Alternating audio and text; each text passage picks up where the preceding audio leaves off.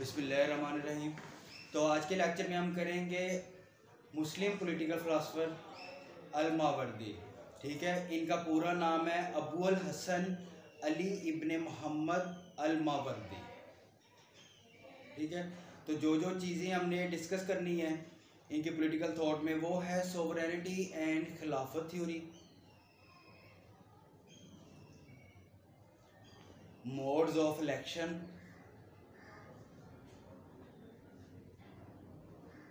Popular representation, ये मतलब कि मोड्स ऑफ इलेक्शन भी आ जाएगा,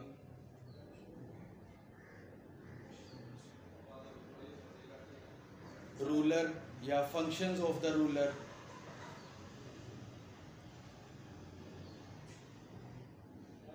डेपोजिशन ऑफ रूलर,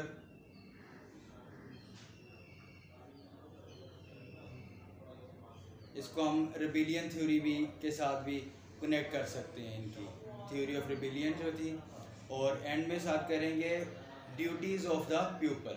ठीक है, तो ये प्रोफेसर थे लॉ एंड जूरिस्प्रूडेंस के बसरा में, ठीक है, इराक।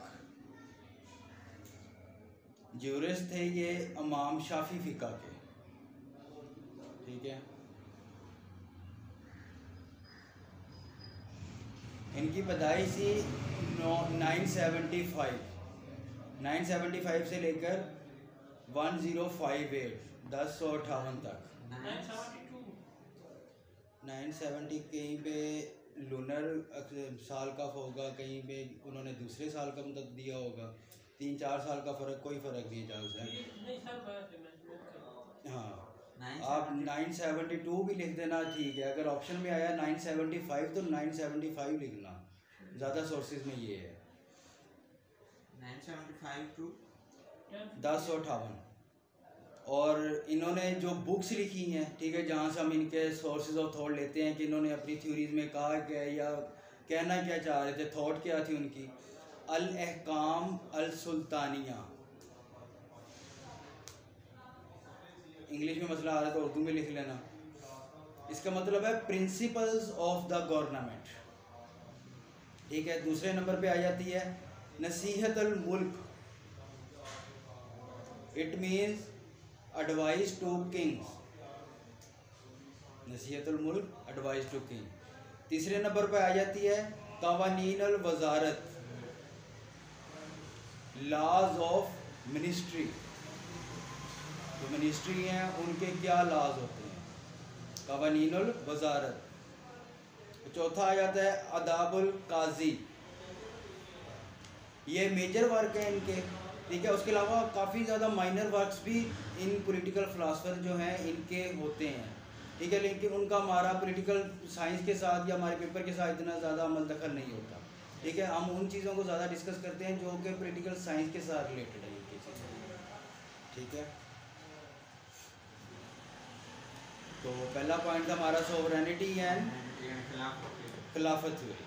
ठीक है, तो सोवरेनिटी का कॉन्सेप्ट इस्लाम में आपको पता है कि अल-मावर्दी कहते हैं सोवरेनिटी जो बिलोंग करती है अल्लाह ताला को, इक़्तिदार आला का मालिक अल्लाह ताला की ज़ात है। ठीक है, और इंसान जो है वो अल्लाह ताला का खलीफा है, as a vice grand on the earth of Allah. ठीक है, और इंसान का मकसद क्या है इस ज़मीन पे कि अल्लाह ताला के जो अहकामात हैं, ठीक है, और उसको शरीयत के मुताबिक अपनी स्टेट में, अपने जो मुल्क होगा उसमें आपने कायम करना उसको।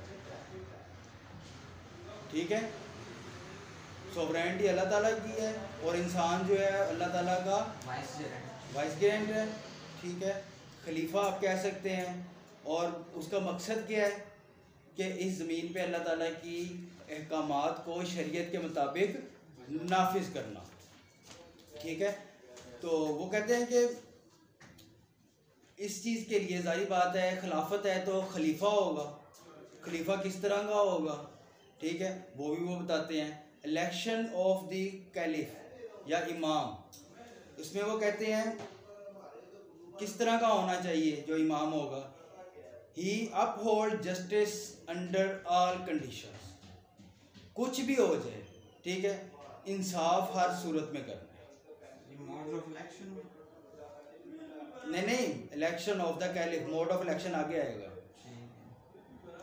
और जो लीडर होगा या किंग होगा या खलीफा होगा, ठीक है, उसे रिलीजन का नॉलेज भी मुकम्मल होना चाहिए, इस्लाम का।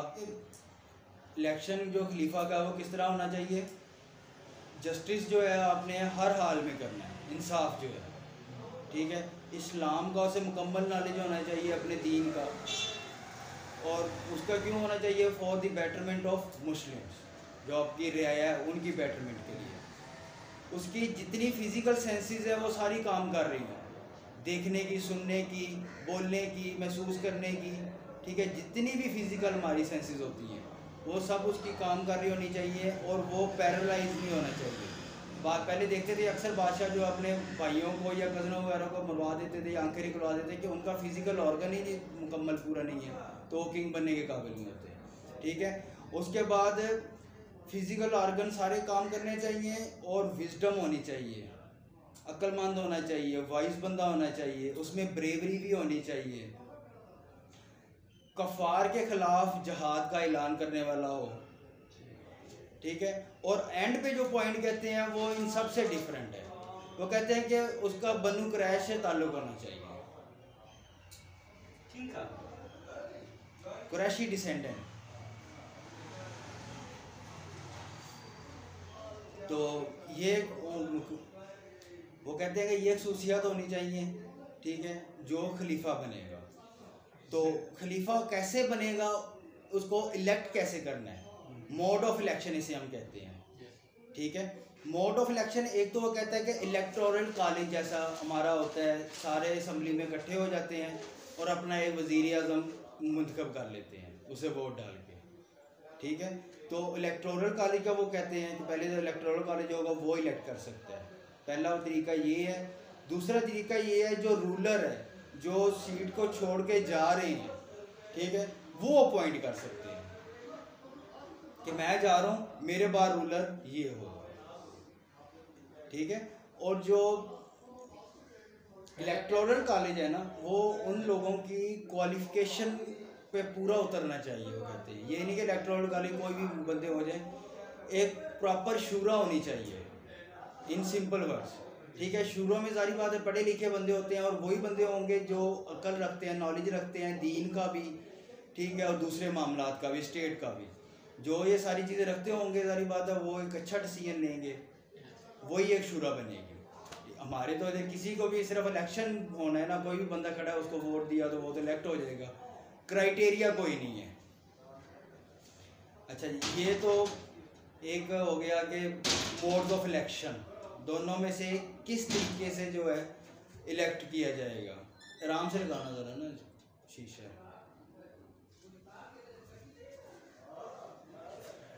Duties and functions of the इमाम, क्या क्या फ़राइज़ होंगे जो हमने इमाम अपना लीडर चूज़ करना है स्टेट को चलाने के लिए, वो क्या क्या फंक्शन करेगा। सबसे पहले तो इस्लामिक रिलीजन रखेगा और शरिया के जो कवानीन हैं उनको इम्प्लीमेंट करेगा।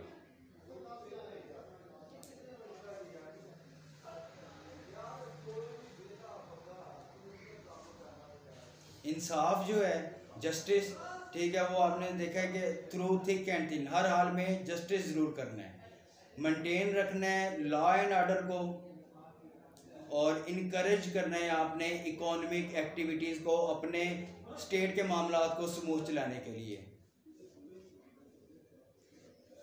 Enforce criminal codes of Quran, जो कुरान पाक में सज़ाएं बताई गई हैं, ठीक है, क्रिमिनल के लिए, वो उनको इम्प्लीमेंट करना है। यानी कि वो कहते हैं कि लोगों को हदूद के अंदर रहना चाहिए, जैसे कि पाकिस्तान में भी हदूद ऑर्डिनेंस इम्प्लीमेंट हुआ था। स्टेट के जो बॉर्डर्स हैं, ठीक है, उनको प्रोटेक्ट करना है। ये हम क्या पढ़ रहे हैं, ड्यूटीज़ ऑफ द इमाम, या हम जो लीडर अपना इलेक्ट कर रहे हैं। बॉर्डर्स क्या, बॉर्डर्स को डिफेंड करना है। बॉर्डर्स को और क्या करना होता है ज़ही खान, supremacy of Islam over other religions, ठीक है। दूसरे रिलीजन जो है ना उनके ऊपर इस्लाम को हमेशा सुपरमेसी को देगा। कलेक्ट ज़कात एंड खराज, जैसा कि शरिया में है कि ज़कात और खराज देना ज़रूरी है, ठीक है। तो वो कहता है कि इसके लिए आपको अवाम पे प्रेशर भी डालना पड़ता है, तो आप डाल सकते हैं, इसमें ऐसी कोई नहीं है, लेकिन आपने ज़कात लेनी है, क्योंकि ज़कात के बारे में काफ़ी सख्त अहकामात भी हैं, ठीक है। हज़रत अबू बकर सिद्दीक़ ने कहा था कि जो ज़कात नहीं देता, ठीक है, मेरा दिल करता है उसको, उसके ख़िलाफ़ अल्लाह ने जंग करूँ, जहाद करूँ, सॉरी, ठीक है। बैतुल माल से जो लोग स्टेट के मामला चला रहे हैं, ठीक है, उनको जो तनख्वाहें हैं, पे जो है वो बैतुल माल से दी जानी चाहिए। सिस्टम सारे वही हैं जो आज हम मॉडर्न अपने नेशन स्टेट सिस्टम में देख रहे हैं या मॉडर्न कंट्रीज़ में देख रहे हैं। और जो आपने अपॉइंटमेंट करनी है अपने अंडर लोगों की, ठीक है, वो आपने करनी है होनेस्ट और सिंसियर लोगों की, यानी कि place a right person at a right job, keep abreast of the affairs. इसको क्या कीप अब्रेस्ट का क्या मतलब होता है कि अपने आप को जो अप टू डेट रखना, नई मालूमात रखना, अपने स्टेट के मामलात से आपको बिल्कुल हर टाइम जो है आगाह रहना चाहिए कि मेरे मुल्क में चल क्या रहा है, अवाम की इस टाइम डिमांड क्या है, अवाम क्या चाह रही है, अवाम में अगर अनरेस्ट आया है तो वो अनरेस्ट किस वजह से आया है, ठीक है। अगर मुल्क के मामलात किसी खराबे की तरफ तो नहीं जा रहे, अगर जा रहे हैं तो क्यों जा रहे हैं, अगर उनको ठीक करना है तो कैसे करना है, ठीक है। तो जारी बात है जो बंदा वाइज होगा, विजडम रखता होगा, जो लीडर जिसकी एक विजन होगा, वही इन चीज़ों को देखेगा, ठीक है, कि मेरी अवाम क्या कर रही है और किस तरह मुल्क को लेके जाना है हमने, ठीक है। ड्यूटीज एंड फंक्शन ऑफ इमाम। ड्यूटीज ऑफ द पीपल, लोगों की क्या ड्यूटीज हैं, जो स्टेट में, इस्लामिक स्टेट में लोग रह रहे होंगे, उनकी क्या ड्यूटीज़ हैं। उन्होंने सबसे पहले तो अपने इमाम को ओबे करना है, ठीक है, मतलब जो इमाम इलेक्ट हो गए हैं सब ने उनको सरे तस्लीम खम करना है कि जी हाँ हमारे ये आज से लीडर हैं। और जब भी कोई डिफेंस का मसला आ जाए या स्टेट की सिक्योरिटी का मसला आ जाए, तो वहाँ पे आपने अपने रूलर का साथ देना है, अपने इमाम का साथ देना है, बजाय कि आपने ये नहीं कहना कि ये इमाम की ड्यूटी थी कि अपने बॉर्डर्स को सिक्योर करे, ठीक है। अब हमला बड़ा भी हो सकता है, जो दुश्मन की फ़ौज है वो बड़ी भी हो सकती है, तो उस सूरत में आपको क्या करना है कि अपना जो बादशाह, इमाम या लीडर है, ठीक है, उसका साथ देने जाके, ये ड्यूटीज़ ऑफ द पीपल है। राइट्स की बात नहीं की, ये इनके क्रिटिसिज्म में आ जाएगा, ठीक है, कि लोगों के अपने राइट्स क्या हैं या कॉन्स्टिट्यूशनल राइट्स या कुछ और, इवन के नेचुरल राइट्स जो होते हैं, ठीक है। उसके बाद डेपोजिशन ऑफ इमाम, या फिर इसको हम कह सकते हैं थ्योरी ऑफ रिबेलियन, ठीक है। क्या वजह है कि हमें अपने लीडर को हटाना पड़ेगा। अब इस्लामी पॉइंट ऑफ व्यू से देखें, अगर तो वो शरिया के हट के काम कर रहा है, शरिया के मुताबिक काम नहीं कर रहा, ठीक है, तो उसको हटा देना चाहिए। उसके खिलाफ अगर रेबल भी करना पड़ता है, मुस्लिम कम्युनिटी को सारी को इकट्ठे होके, तो उनको रेबल कर देना चाहिए, ठीक है। तो रिबेलियन होगा तो जारी बात है तख्ता उलट जाएगा। और उसके जो कवानीन या फैसले वो करता है अपने जस्टिस, वो अगर इस्लामिक कवानीन के मुताबिक नहीं है, अगर आपको लगता है कि हम ये तो मुस्लिम स्टेट थी, इसके कवानीन के मुताबिक फैसले नहीं हो रहे, तो आप पे फ़र्ज़ है कि स्टेट के अगेंस्ट रिबेलियन कर जाएं। या इस्लाम के जो बेसिक प्रिंसिपल्स हैं, ठीक है, उसके अगर चाल चलन जो है बादशाह का इस्लाम के प्रिंसिपल्स के अगेंस्ट जा रहा है, ठीक है, is not in accordance with the principles of Islam, तो आप क्या करोगे, उसे हटा दोगे, तख्ते से उसे हटाना ज़रूरी है, अदरवाइज़ वो इस्लामिक स्टेट नहीं रहेगी, दूसरी स्टेट्स होंगी। जारी बात है इस्लामिक स्टेट तो वही है ना जहाँ पे इस्लाम के प्रिंसिपल्स होंगे, जहाँ पे कवानीन जो आप कुरान पाक से लेंगे। ये तालिबानों ने भी ये बात की थी जो अफ़गानिस्तान में इस टाइम बैठे हैं, जब उन्होंने कहे थे कि अपना कॉन्स्टिट्यूशन बनाएं, अपने आप को तरीके से आगे लेके आए, तो उन्होंने बयान दिया था कि जब हमारे पास कुरान पाक है तो हमें कॉन्स्टिट्यूशन की क्या जरूरत है? कुरान पाक ही हमारा कॉन्स्टिट्यूशन है, ठीक है। ये तो कह रहा था हमने बिका था, लेकिन उसके बाद उसको छोड़े, कायदे आज़म पे जब आएंगे कायदे आज़म पे बात करेंगे। बात ना लेंथी हो जाती जासन में, इसलिए कह रहा हूँ आज हमने 5 जो है फिलासफर पढ़ने हैं, मैं इसलिए स्पीड में लगा हूँ, ठीक है। इमाम को रिमूव भी किया जा सकता है, ठीक है। एक डिपोजिशन के क्या मतलब है? एक तो पोजीशन करना ना, पोस्टिंग हो जाती है, पोजीशन पे आ गया, डिपोजिशन कर देना, ठीक है। और ये दूसरा क्या है, उसको उसकी अथॉरिटी से रिमूव करना है। उसमें क्या क्या आ जाती हैं?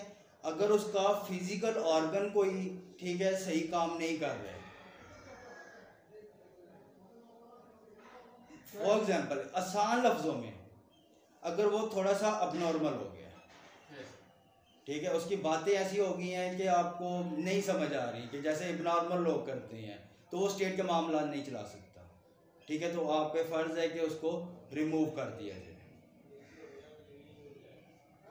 स्टेट के मामलात को सुपरवाइज नहीं कर पा रहा, समझ नहीं पा रहा, ठीक है, कि मेरी स्टेट में क्या चल रहा है, तो वो भी कहते हैं कि इसको तख्ते से बिल्कुल हटा देना चाहिए, तख्त से।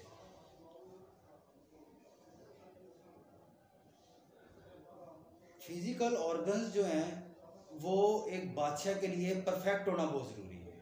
आँख, कान, नाक वगैरह, बोलने की सलाहियत। आजकल आप देख रहे हो कि इमरान रियाज जो है व्लॉग नहीं कर रहा, उसकी आवाज़ का मसला बना हुआ है, ठीक है। तो ये सारी बात है, एक डिफेक्ट आया है ना थोड़ा सा। अगर ऐसे ही बंदा वज़ीर आज़म की सीट पे बैठा होगा, जिसे बोलने में मसला होगा, तो बाहर से जब दूसरे वज़ीर आज़म आएंगे किसी और मुल्क का, सारी बात है, उसे अपना एजेंडा प्रेजेंट करने में बहुत ज़्यादा मुश्किल पेश आएगी, अगले को सुनने में भी मुश्किल होगी, इसको बोलने में आएगी, ठीक है। इसलिए वो कहते हैं कि फिजिकल ऑर्गन जब आपका हो जाए, उसका खराब, जो रूलर का या इमाम का, तो उस टाइम आपने उसको रिमूव कर देना। इसको हम कहते हैं थ्योरी ऑफ रिबिलियन, हटाया भी जा सकता है। तो क्रिटिसिज्म इन पे आती है कि ये पॉलिटिकल फिलासफर नहीं है। वो अब इतनी बड़ी क्रिटिसिज्म क्यों आ गई? हम तो as a Muslim political philosopher पढ़ रहे हैं। वो कह रहे हैं कि उन्होंने कॉन्सेप्ट ऑफ, यानी कि स्टेट को सही तरह डिफाइन ही नहीं किया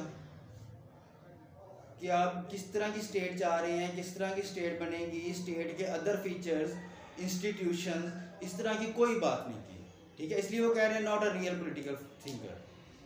इसको हम अगर political philosopher, not political philosopher consider करते हैं क्रिटिसिज्म के अंदर, तो हम इसको ज़्यादा बेहतर नहीं होगा कि अगर हम इसको लिख लें कि ambiguity with respect to state, वो तो कॉन्सेप्ट ऑफ स्टेट। हाँ क्योंकि बिल्कुल। अगर हम एज इस तरह हेडिंग बनाएंगे कि he was not a political philosopher or ambiguity तो तब आ जाएगी ना, तब जब आपने स्टेट की बात की है, ठीक है, स्टेट की बात ही नहीं की, ठीक है, मोनार्की होगी या रिप्रेजेंटेटिव गवर्नमेंट तो आ गई, ठीक है, ठीक है। रिप्रेजेंटेटिव गवर्नमेंट में एरिस्टोक्रेसी भी आती है, ठीक, मोनार्की भी आती है, डेमोक्रेसी भी आती है।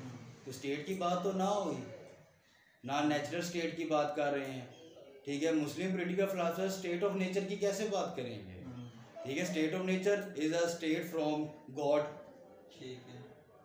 तो फिर हम इसको थोड़ा सा मतलब एक सेफ एंड पे रहते हुए कुछ लिखेंगे, ये मेरे ख्याल में मुनासिब नहीं होगा। वर्ड चेंज किया जा सकता है, कोई इशू नहीं है। Ignore the idea of constitution, ठीक है। ड्यूटीज वगैरह तो इमाम की भी बता दी, मोड ऑफ इलेक्शन भी बता दिया, लेकिन कॉन्स्टिट्यूशन की तरफ अप्रोच नहीं की। अनडेमोक्रेटिक, ठीक है, ये डेमोक्रेटिक नहीं है डेफिनेटली। जो आपने सेकंड मोड ऑफ इलेक्शन पढ़ा है कि उसको नॉमिनेट कर दिया जाएगा पहले से, जो जा रहा है वो रूलर और दूसरे को नॉमिनेट करता जाए, ये तो डेमोक्रेसी में नहीं होता। फिर डेमोक्रेसी में तो लोग वोट डालते हैं, उसके बाद जो है लीडर इलेक्ट होगा। और चौथा क्रिटिसिज्म जो था कि राइट्स ऑफ द इंडिविजुअल्स, के इंडिविजुअल्स को बिल्कुल ही ज़्यादा इग्नोर कर दिया कि उनके राइट्स क्या हैं अपनी स्टेट के अंदर, ठीक है। उनकी ड्यूटीज़ तो उनको बता दी गई हैं, आपकी ये ड्यूटीज़ हैं, आपने ओबे करना है अथॉरिटी को। और उसके बाद जो है आपकी जब भी ज़रूरत पड़ेगी अथॉरिटी को, अगेन आपके बॉर्डर पे कोई हमला हो जाता है तो आपने जाके अपना इमाम का साथ देना।